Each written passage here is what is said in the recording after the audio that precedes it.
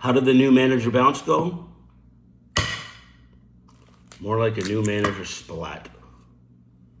Put that aside. I just wasted an egg. Eggs are my favorite food, so I'm a fucking moron.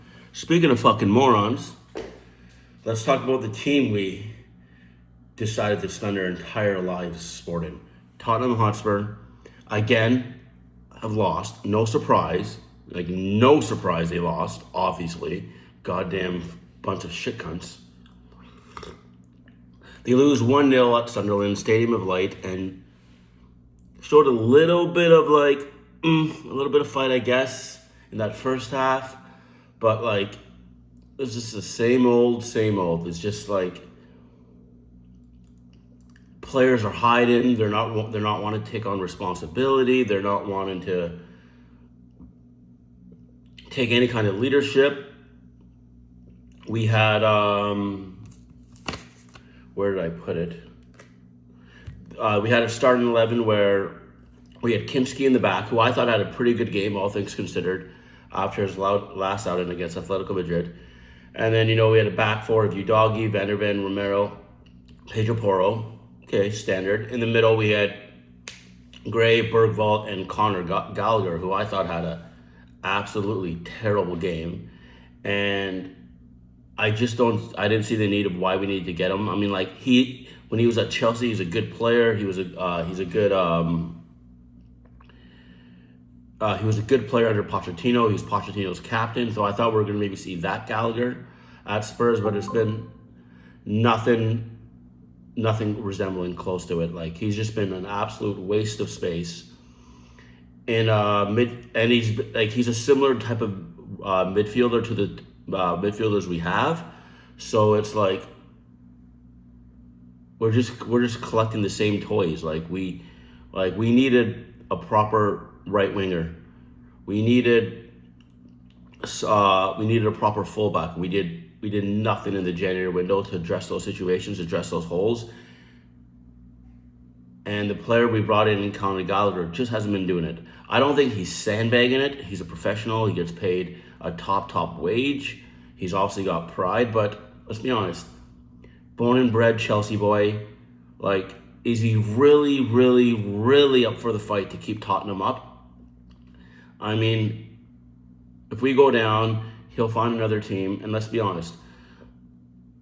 3 years from now, 5 years from now, 10 years from now, maybe sooner, maybe a lot later down the road, he'll be laughing about it on some sort of Chelsea podcast, probably. Just like I want to give a shout out to Trunk Jack, Rule the Rules podcast. Great podcast. Listen to it if you haven't already. I assume most of you have. Mentioned on his podcast I think it was about a month ago, about Vin Contention. Runs our team. He used to be with the Scum. In about 3 years, 5 years, 7 years, once the stink of this relegation is off, he's going to go on the overlap with like a Gary Neville and Jamie Carragher, and he's going to laugh about how someone's going to make a joke about how he's an Arsenal boy who helped Tottenham get relegated, a scum boy. I can't believe I said the A word. Oh my God. That's how bad this week's been. But how they got Tottenham relegated, and they're all going to have a laugh. They're all going to have their big laugh and pat each other on the back, and he's not going to give a shit. Like, that's what I don't understand about like the foundation that's being built of this football club. We're building it with people who don't understand the club, don't understand our identity, and to be honest, probably really, really don't care what direction this club goes in. And who knows, maybe I'm speaking out of turn, maybe I'm talking out of the side of my neck, and I should keep quiet, but it's just so frustrating to see week in, week out, the only people that care are the people who make in their lifetime what these players and what these board members make in a year, pay so much out of pocket to go support these guys. They're the only ones that have been consistent. The fans, us, right? We're the ones that are gonna have to live with it. Like, I've had plenty of people tell me, I've seen it on podcasts and YouTube clips of just random football content, not like one team related, just covering the Premier League in general, basically telling Tottenham fans, Like, it doesn't matter if you guys come right back up. You guys have to own this L and live with this forever. You guys will never be able to shake this. You guys will never be able to live this down. You have to take it. You have to take the L. And they're not wrong. Like, we're the ones that have to live with this. Like, if we get relegated, like, for example, a Mickey van der Ven will probably go to a Liverpool or a Bayern Munich or a Barcelona and win league titles and European championships and make millions upon millions of dollars. And, you know, yeah, he'll have that blemish on his resume for the rest of his career. But it won't be keeping him up at night. We're us Spurs fans. We have to live with this for the rest of our lives. That, like, our team not only did our team got relegated, our heroes of 12 months ago that finally won us a trophy for the first time in 17 years. That team that we thought we should be celebrating for the rest of our lives. That team that we could bring back to the Tottenham Stadium in 10 years and 20 years at halftime of a game. Bring them onto the pitch. Everybody gives them a round of applause, cheers for them, you know, sings for Mickey van der Ven, sings for James Maddison, sings for Brennan Johnson, Romero, Vicario, Hingman. Well, I'm not going to include Son. He's an absolute fucking legend. He can come back to the team any fucking time he wants. But the rest of them, if we get relegated, that's all down the toilet. We cannot, like, this team goes from heroes to zeros in 12 fucking months. As for the actual performance, obviously wasn't great. Obviously, De Zerbi doesn't have time to really imprint his what he wants on the team in 10 days. So it's always going to be a bit stodgy, a bit patchworky. But like again, we didn't see a lot from Gallagher. You know, Solanke didn't really get too many opportunities. The defense looked a bit more solid. We looked a bit more structure in the back, but obviously because we can't catch a fucking break, Romero went down. Bobby Brobley, or whatever his fucking name is, who was just an absolute bully all game, just making it hard, making himself a nuisance, you know, doing little niggly fouls. I thought he committed a few too many fouls and probably could have gotten a second yellow, but whatever, the game gets called the way the game gets called. He's chasing down a ball with Romero. Romero, you know, does what he does, and, you know, as a defender, and, you know, blocks off the path so the ball can so he can shepherd the ball to Kinski, and Kinski can take possession and restart the counter. Brobley gives Romero a little push, who goes over and he collides his knee to Kinski's head. And Kinski gets split open, has to get patched up, continues the game. What a warrior. Seems like Romero did his knee ligaments. He went off in tears. I'm hearing now it's MCL. It could be 8 to 10 weeks. His Tottenham season is done. His Tottenham career is probably done. I'm guessing he definitely won't be back. Although, there's a lot of people saying the tears weren't because he's going to miss the rest of the Spurs season and we're probably going to get relegated. His tears are because his World Cup with Argentina could be up in smoke. They're the reigning champions. He wants to go defend the title. He's always been Argentina first, so I'm not going to condemn him too much for that. But me personally, I think the tears, low key, guys. I think he realized his injury is way worse than what they're letting out in the media. He won't be going to the World Cup, which means he won't be getting any transfer this summer, which means if we got to go to Oxford United and we got to go to Bristol City, he's got to go to Bristol City. He's got to go to Oxford. He's realized he's fucked his knee. There goes any chance of a transfer. Now he's stuck at Spurs in the championship. And that's why he's crying. All those long, lonely, cold trips to Stoke and Wrexham and Oxford and Lincoln and Bristol. Saddle up, buddy. You're joining us in the shitstorm that's going to be the EFL Championship next year. I can't see it going any other way now but a relegation. Leeds pulled off a really impressive performance Monday night against Manchester United. Yeah, last night to put himself 6 points clear. West Ham have been just showing a ton of fight. Forest just seems to be just like pinching results when they need to get them. And next week, all those teams have winnable games. I believe West Ham play Palace. I think it's Leeds and Wolves, and Forest and Burnley. Those two could be swapped. And we play Brighton, who are at home, but like they're the form team. They've won five of their past 6. I didn't even realize that when making last week's video. That's gonna be a tough game. If we lose that and the other 3 teams in this fight all pick up max points, we're gonna be 5 points of drift from 17th place with 5 games to go. That's when I think we'll be well and truly fucked, because we'll still have to go away to Villa, away to Chelsea.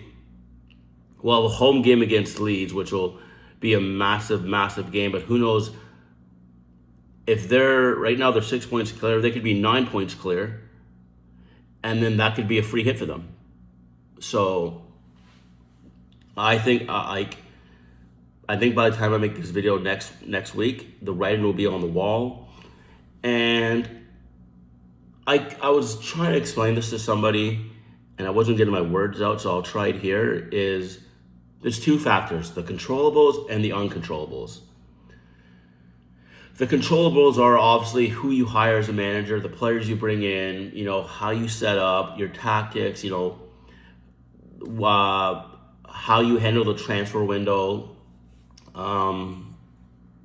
like all the things you can obviously control, wages, all that stuff. We've done that so poorly over the past 5, 6, 7 years that now that we're in such a bad situation, when the uncontrollables are going against us, we're just not getting any calls going in our favor. We're just not getting any bounces going in our favor. Every injury we seem to get seems to be like long-term, season-ending, ligament injuries, a tearing this ligament, tearing this joint, or whatever. It just seems to be long-term injuries, and you can't control that. But if we controlled the controllables better and brought in better players, better management system, a better structure, when we're in the shit and the uncontrollables are going against us, we have that switch we could flip. We have that in case of emergency, hit here button where we can pull ourselves out. But because we've done nothing with the controllables over the past 5 or 6 years, and we've completely let all that go to shit, now we're well and truly fucked. Because the uncontrollables are also going against us. Like the call, we haven't got a penalty in our favor all season, and the refereeing has been so inconsistent that every team has gotten penalties that are stonewall penalties go in their favor. They've had penalties where it's like, how is that a penalty, go in their favor? Also, they've had stonewall penalties go against them, and they've had penalties where like, how is that a call, go against them. We've had nothing go in our favor all season, right? Even going back to this Sunderland game, when Moani. Sorry, when Moani was taking down the box, I personally didn't think it was a penalty myself. But we've seen those given, and if it was on the other side of the pitch and it was Romero making that play, it's a penalty. It's just, and I'm not there's a lot of people talking conspiracy against Tottenham and the referee cabal, and I'm not buying that because I don't see why. Why would what benefit is there to screw Spurs and send them down?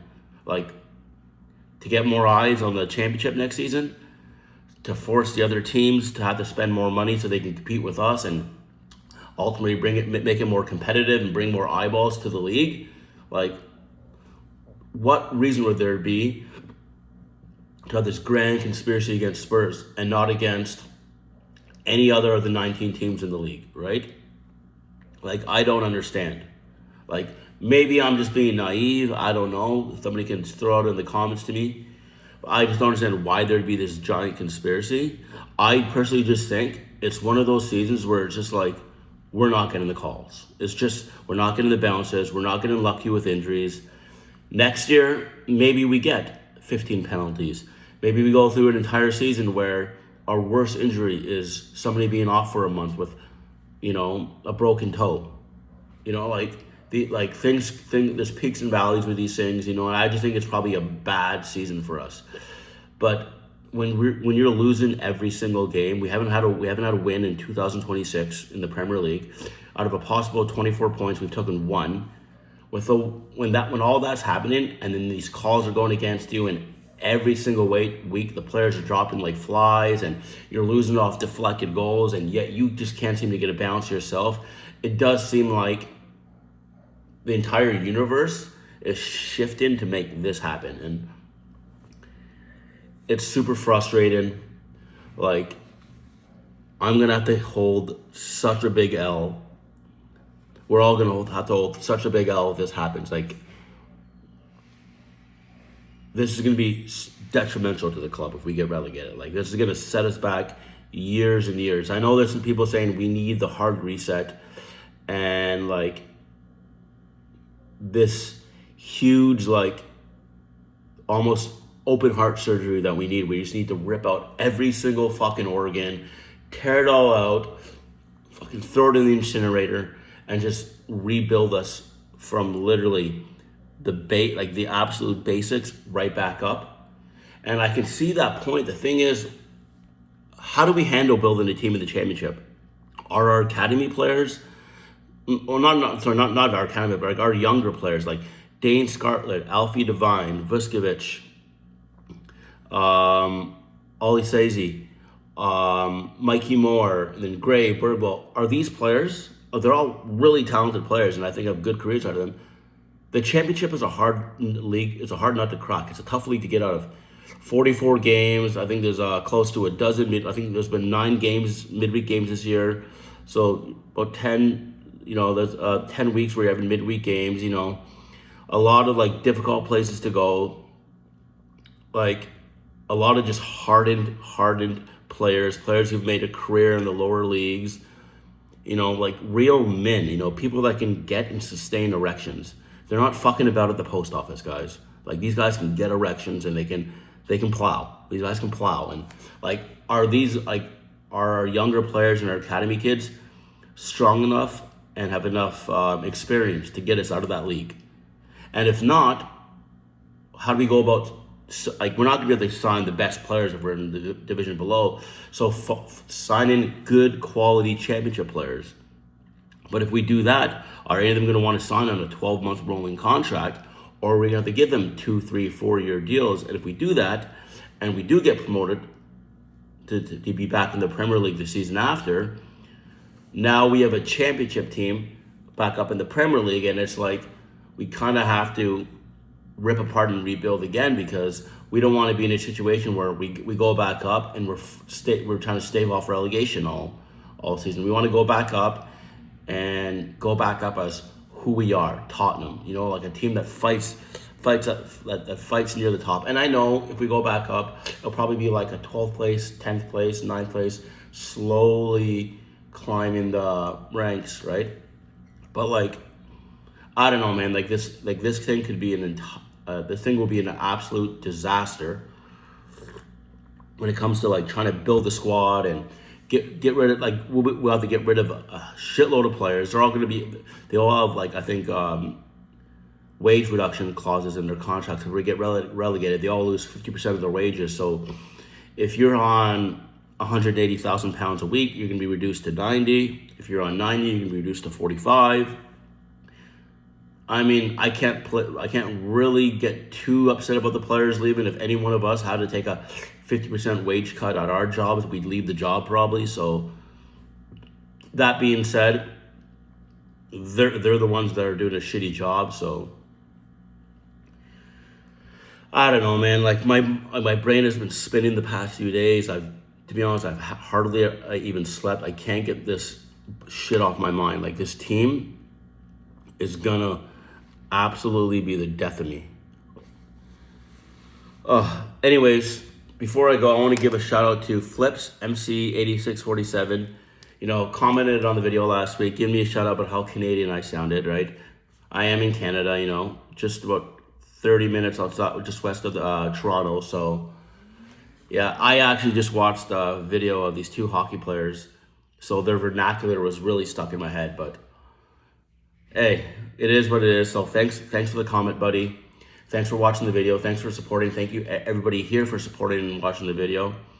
I guess I could say just try to stay positive, try to have some belief. I can't believe I got a little bit of red popping up in this. Oh, that's embarrassing, but I got to go to work in a bit, so let's try to cover that up. Hopefully we just have just a little bit of luck next week against Brighton. A bounce goes our way, a call goes our way, where we manage to get a win, and then there's that momentum springs us forward. But like I said, with the other teams all having winnable games next week, and we're playing the foreign team, I think by the time I make this video next week, the writing will be on the wall.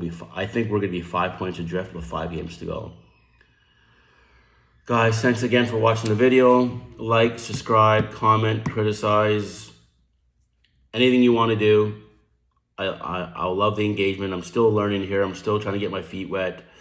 And yeah, thanks so much, guys. Have a great week.